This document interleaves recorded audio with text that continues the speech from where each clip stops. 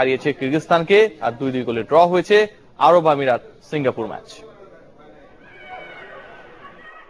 Ranking এর তফাৎ অনেক, প্রতিপক্ষ ইরান এগিয়ে 65 ধাপ, যদিও সেটা জাতীয় দলের জন্য। কিন্তু বয়সভিত্তিক দলের লড়াইয়ে সমানে সমান মার্জিয়া মারিয়ারা। ম্যাচের প্রথম আধ ঘন্টা লাল সবুজের প্রতিনিধিদের কাছে অসহায় ইরানের কিশোরীরা। দ্বিতীয় মিনিটে এগিয়ে যেতে পারত স্বাগতিকরা যদি সহজ সুযোগ না হারাতেন ফরওয়ার্ড সিরাজ জাহান স্বপ্না। সুযোগ এসেছিল 7 মিনিটেও, তবে মারিয়ার শট ফিরে বারে লেগে।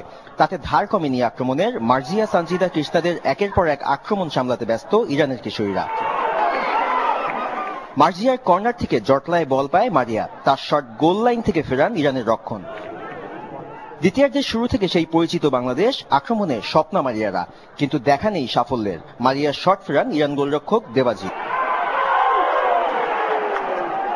অবশেষে এলো সাফল্য। 63 মিনিটে মারিয়ার শট গোলরক্ষক ফেরালেও ফিরতি শটে দলকে এগিয়ে দিতে ভুল করলেন না মার্জিয়া।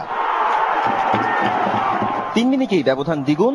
সানজিদার পাশে মৌসুমীর দুর্দান্ত গোলে আবারও উল্লাসে ভাসে লাল সবুজের প্রতিনিধিরা।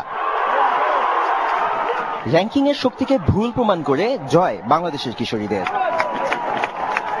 সাদমান সাকিব, চ্যানেল 24, ঢাকা।